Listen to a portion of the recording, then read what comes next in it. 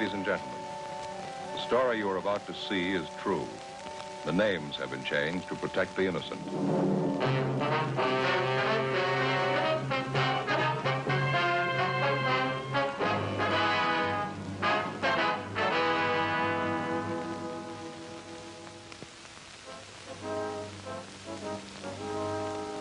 It was Tuesday, December 14th. We were working the day watch out of Bunko Division. My partner's Frank Smith. The boss is Captain Steve. My name's Friday. A gang of petty swindlers had set up operations in the city. We knew they were experienced. We knew they were cunning. They worked fast. We had to stop them.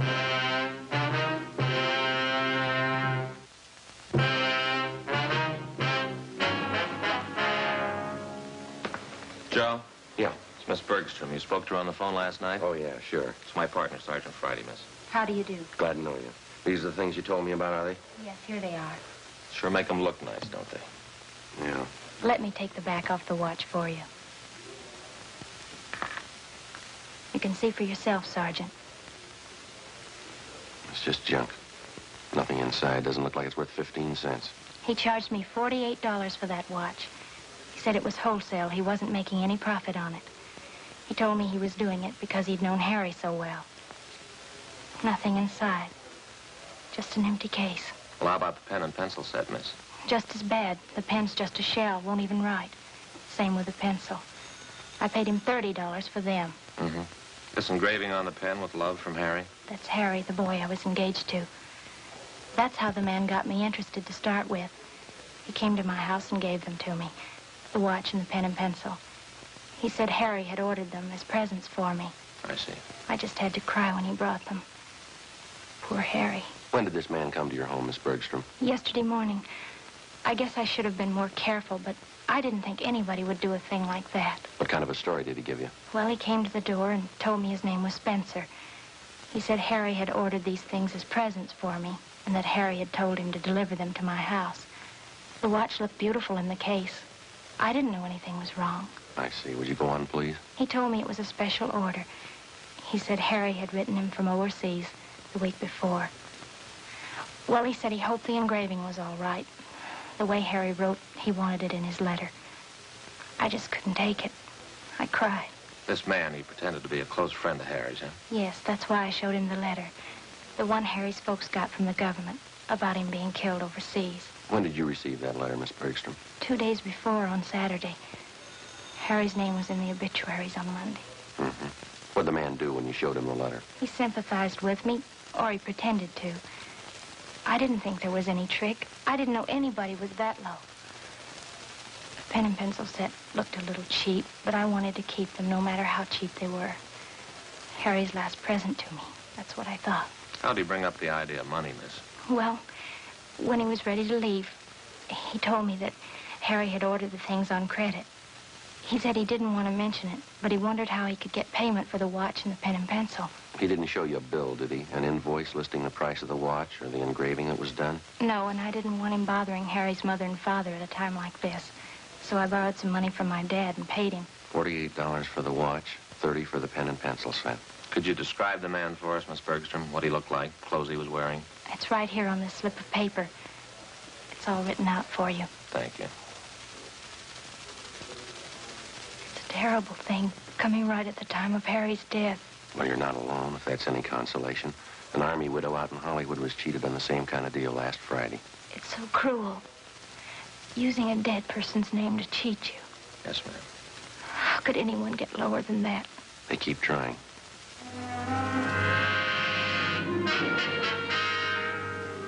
Frank and I took Miss Bergstrom's crime report. The phony watch and pen and pencil set were booked as evidence. In the past 2 weeks, we'd received half a dozen identical complaints from relatives or friends of lately deceased persons. The swindler, or con man, as he likes to be called in his trade, gets the names of lately deceased persons from the obituary column or the military casualty list in the daily newspapers. He then fixes up some cheap article of merchandise with appropriate engraving and calls on the friends and relatives of the deceased. He pretends to know nothing about the death of the person who he claims placed the order for the merchandise. In almost every case, the friend or relative agrees to pay for the articles at some exorbitant price. For the con man, it's a lucrative racket. For the public, a vicious one. Wednesday, December 15th, Frank and I looked up one of our informants, a former con man by the name of Judd Scanlon. What do you think of it, fellas? Been in business 2 months now, doing fine. What do you think of it? Looks great, Judd. Nice setup. Finest baby laundry in South Los Angeles. That's what I advertise. Don't think it's too broad, do you? We'd like to know how close you got your ear to the ground, Judd. There's a gang of bunks in town. They're working hard.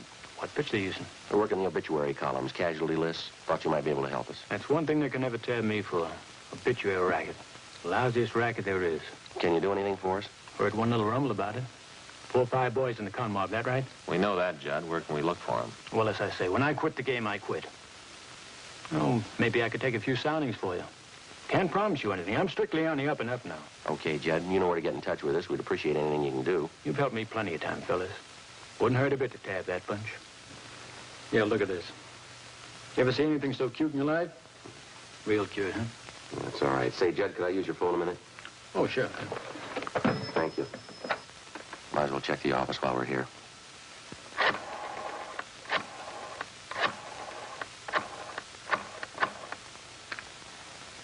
"2572, please." Yes, that's right. Bunko Division. Thank you. Hiya, DeVetta. This is Joe Friday. Yeah, anything doing? Uh-huh. Yeah, is that right? Yeah. And what's the name? Uh-huh. I see. Yeah, you bet, John. Right. Yeah, we'll check it. Right. Thanks a lot. Bye. Anything? Yeah, we might have a lead on him. What is it? Reached a woman up in Highland Park, a Mrs. Westerly. Daughter was killed in an auto accident. Last night they came around and sold the woman a watch her daughter was supposed to have ordered. A necklace and a pen and pencil set, too. $250, usual junk. Uh-huh. They talked to this Mrs. Westerly? Yeah, I got a description. Everything matches all along the line. Yeah, well, what's the lead? Well, this Mrs. Westerly watched the man when he left her house. Yeah. They got in a taxi cab.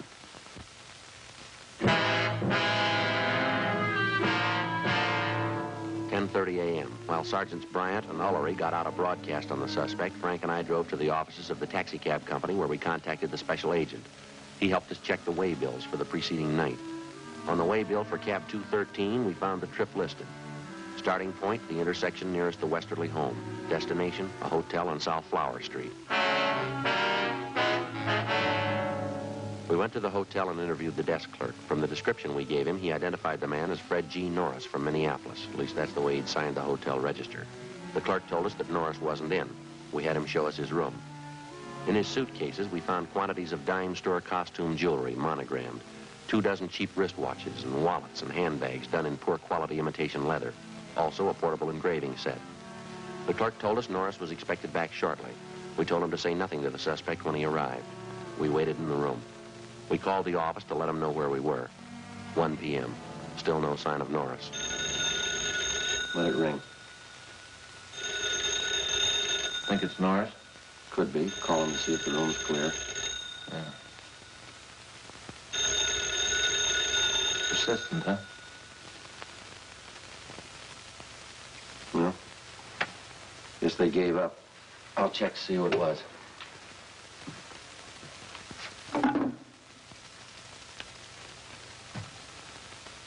Yeah. That call was for us, was it?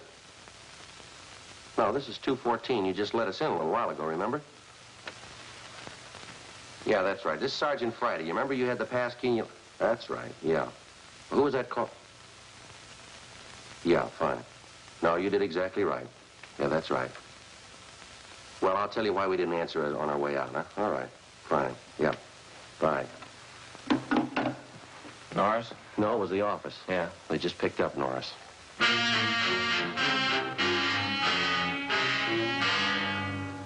2 p.m. We called the office and arranged for a stakeout at the hotel in case any of Norris's pals attempted to contact him. Then we drove back to the office. They told us Norris had been recognized from his description and picked up by Unit 1R7 on the way back to his hotel shortly before noon. Frank and I joined Sergeants Ullery and Bryant in the squad room where they'd been questioning the suspect. He looked about 40 years old, white male American, about 5 foot 8 inches tall, 160 pounds. He would admit nothing. You're wasting our time and your own, Norris. Face it. You were playing a rough game and you lost. Now, how about it? You're gonna feel pretty silly when you find out you got the wrong guy. We got witnesses and evidence that say you're the right guy. You've got no evidence on me. I'm clean. Who do you work for, Fred? Company in the East. You wouldn't know them. You must have a business card, some kind of identification from the company. Well, I haven't. They don't give us any. You expect us to swallow that? I don't expect you to swallow anything. You can do what you want about investigating me. You haven't a thing to hold me on. Why not just stick me up and let's get it over with? Now, let's stop kidding, Fred. You've been in the con game so long you can't talk straight even when you want to. I got 2 suitcases of goods in my hotel room. If you think you can make me on that, you can go ahead. We got more than that, Norris. We got the people you swindled. They'll tab you. How about it? You want to do it the hard way? Joe? There's no use wasting any more time with them. You got that list of victims? Yeah. The ones with the check marks are the ones that tabbed Norris. Thanks.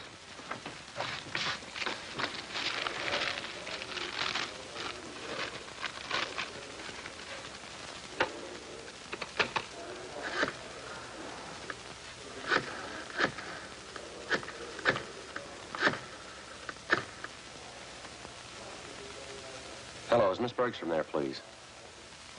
This is Sergeant Friday, Miss Bergstrom, Bunko Division. Yes, we picked up a suspect. We'd like to see if you can identify him. Yes, that's right. Would it be all right if we sent a car out for you now? All right, fine. Fine. Thank you.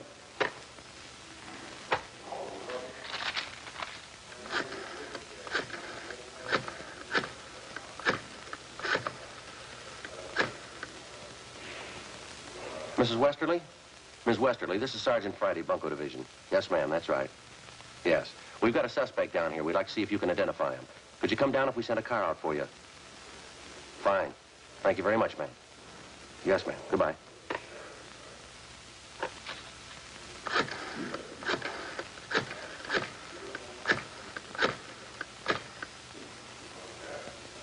Mr. Hanson?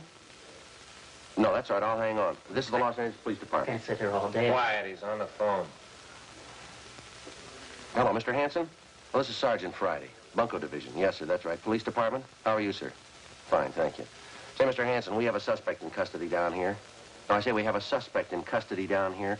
Wondering if you could come down to identify him. Yes, that's right. Yeah, that watch deal. Yes, sir. Could you make it down here if we sent a car out for you right away? Good. Fine. Thank you very much, sir. Right, we'll see you then. Right.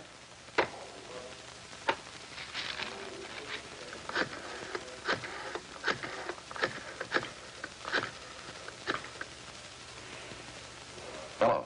Hello, is Miss Cronin there, please? This is Sergeant Friday calling, Miss Cronin. Bunko Division? That's right, Los Angeles Police Department. Sorry to disturb you, but we have a suspect in custody down here. Yeah. Hey, Sergeant. Yes, ma'am, that's right. Sergeant? Would you hold on a minute, please? Put down the phone. Yeah. You've got me.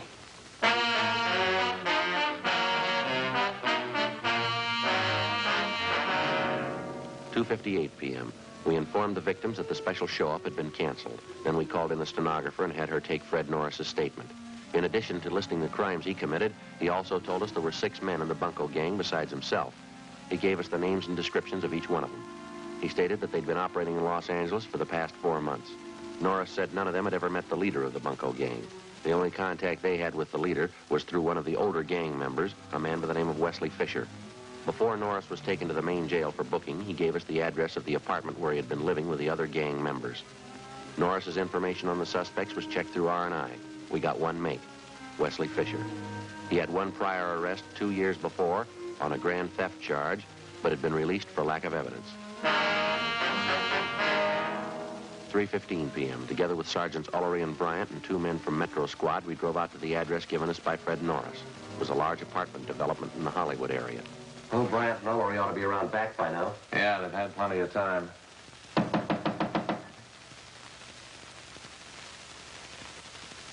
I'll try it again.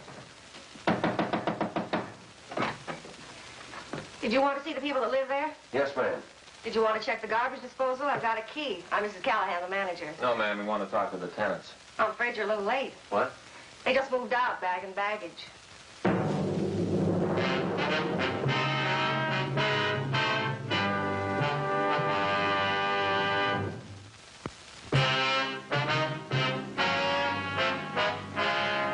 Wednesday, December 15th, 4 p.m. We made a thorough check of the apartment house, which the 6 suspects had just vacated. We found nothing that would help us. We talked to the manager of the building where the suspects had been living. She told us that they had rented the place furnished about 3 months before. She identified Wesley Fisher's mugshot, but she told us that he had used the name of Charles Wilder. She also identified each of the other gang members from the descriptions Fred Norris had given us. She told us that while they were living there, the men seemed to keep odd hours and that they had a car. She told us that she had taken the license number of the car the day the men moved in. The license number was checked with DMV. It was registered in the name of Wesley Fisher, 1008 California Street, a transient hotel. The manager told us Fisher had moved about 9 months before. There was no forwarding address. We got out an all-points bulletin on Wesley Fisher and his automobile, requesting that all occupants of the car be held for investigation of grand theft. Thursday, December 16th, 8 a.m. Frank and I checked into the office. Well, from what Norris said, we know they brought most of the junk they're selling with them from the Middle West. Yeah, it looks like they were using that hotel room Norris had for a warehouse. I guess they didn't want to keep this stuff in the place where they were living. You figure there's any way we can set up stakeouts? No, not unless we cover every name in the obituary column. The way it's going, we might have to try it. We've got to come up with something. Look at these. 2 more this morning, straight out of the obituary column. Yeah, took one family for $90. The other one here for $60. That last run through the stats office help any? Got a couple of possibles for us. They pulled some more mugs for us. Gonna show them to the victims this morning. What do you think about Norris? You think he's come up with everything? I don't know, Joe. Bryant and Ullery talked to him yesterday at the main jail. He didn't have anything new. I talked to the sheriff's bunco detail. They got one new case. Same M.O. Description comes close to one of the guys. The victim was the father of a Navy flyer lost overseas. They sold him a watch chain his son was supposed to have bought him for a present. Solid brass. I got anything new on it? No, they haven't been able to come up with anything either. I got it. Bunco Division, Friday. Yeah. Oh, yeah, Judd. Uh-huh. Yeah, we can be there. Yeah, you bet. Be right there. Judd Scanlon? Yeah. He wants to know if the name Wesley Fisher means anything to us. Well, I don't know what it's worth, but my brother Max called me up this morning. Remember Max, don't you? No, I don't think so. Well, he's a night bartender at the Parrot, you know, and last night he spotted a couple of guys at the bar. They had a couple of day-old newspapers. Uh-huh. They were sitting there with the papers turned to the obituary column. They were checking off names and writing down addresses. Max is sharp that way. He spotted them right off. Does Max know these two men he spotted? No, not by name. But he knew that one of them lived in the hotel next door to the bar. When the hotel night clerk came in for a beer, Max asked him about it. He tabbed one of the guys as Wesley Fisher. Did he have anything on the other man? No, the clerk told Max he doesn't live at the hotel. But he spends a lot of time there with Fisher. Uh-huh. Could you give us your brother's home address, Judd? We don't want to contact him at that bar. Sure thing. He just moved. Oh, I see. I don't know. Hope I didn't get you guys out here for nothing. Appreciate it, Judd. It looks good. Seems to fit. That hotel down there. It's a hangout for con men. The angles are all there. Let's hope Fisher is.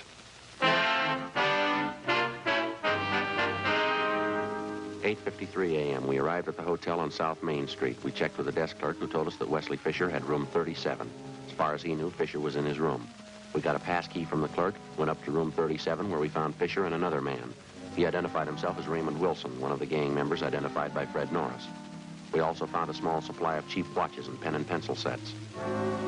We found Fisher's car. It was impounded. We took both suspects back to the city hall.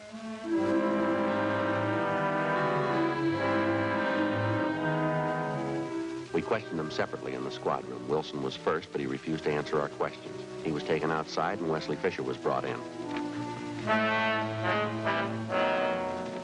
Sit down, Fisher. Thank you. Well, I guess you know why you're here. I've the least idea. All right, then we'll tell you. Do you know a Fred Norris? Fred Norris. Name sounds a little familiar. Can't quite place it. He places you pretty well. He says he worked with you and Wilson up until a couple of days ago. That's so? That's right. He says he lived with you in that apartment out in Hollywood. That's so. Norris, Hollywood. When was that? 2 days ago, Fisher.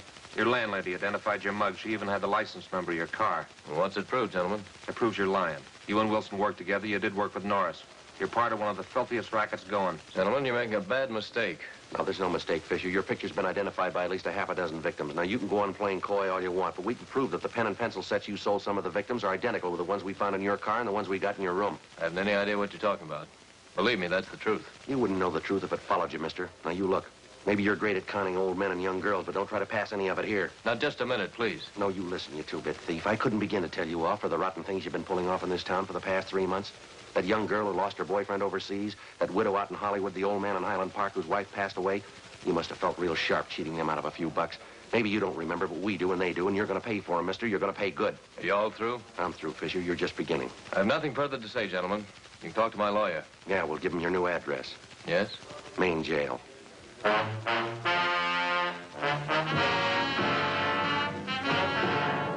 suspects Wesley Fisher and Raymond Wilson were booked and transported to the main jail. Both of them were positively identified by the victims.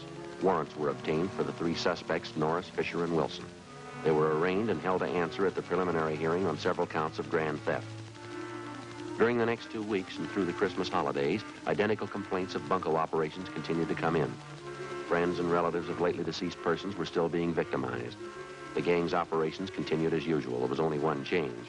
The crime report showed that a woman was now operating in the obituary racket, along with the male suspects. Christmas came and went. On New Year's Eve, Frank and I were assigned to standby duty. A few minutes before 8 p.m., we got a call from the main jail that Wesley Fisher wanted to see us. We went to the second floor of the main jail, the interview room. All right, what's on your mind, Fisher? A lot. I'm getting a dirty deal. I'm going to do something about it. Well, what's the trouble? I was supposed to be bailed out. She promised me. I was supposed to have a lawyer. I had the public defender. Who's she? I'm not going to take all the heat. They're in just as deep as I am. If they can't do right by me, I'll square it up myself. I'll tell you everything I know. Go ahead. What is it? Her name's Betty McGraw. She's the one you've been looking for. She planned it out. The whole idea was hers. She got everybody together. It was her show. Where'll we find her? 213 Foster, apartment 8. Wesley Fisher gave us a complete statement of all of his crimes and also implicated the other members. He told us Betty McGraw was his girlfriend. She'd come up with the idea for the obituary racket. She gathered the men together for the job, and it had been planned that she was to stay in the background. In case of trouble, she would furnish aid to the gang members in the form of bail bond money and lawyers. She received a percentage of the take from each of the gang members. We checked her through R&I and found that she had a record. We checked out the address on the package and found that she'd gone to a New Year's Eve celebration at a downtown hotel. It was 11:57 when we got to the hotel. We identified ourselves to the special officer and showed him the mugshot of Betty McGraw. He thought he'd seen her at the bar. We started looking.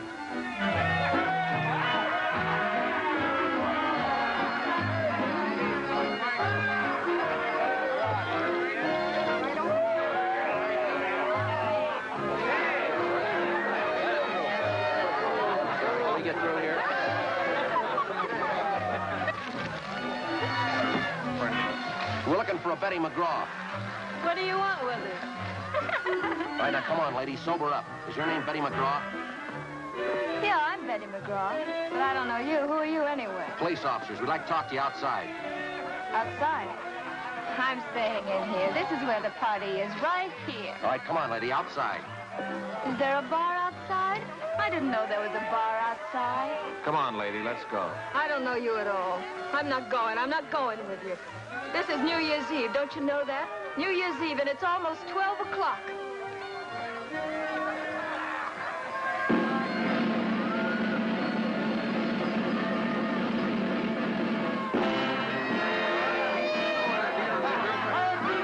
Happy New Year! Happy New Year! We know you're trying to get through all this. Yeah, we'll have to wait.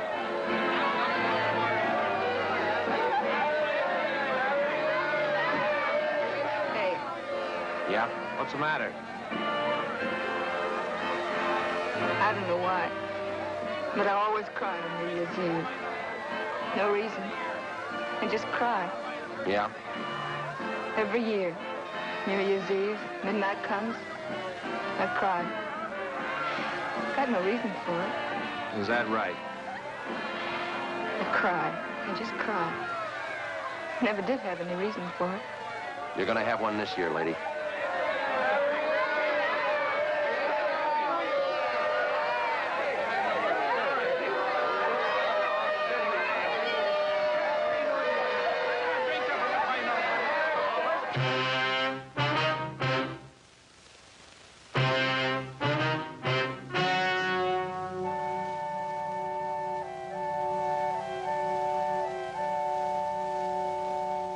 On March 28th, trial was held in Department 93, Superior Court of the State of California, in and for the County of Los Angeles.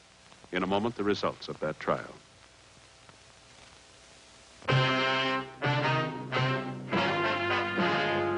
The suspect was tried and convicted on 14 counts of grand theft.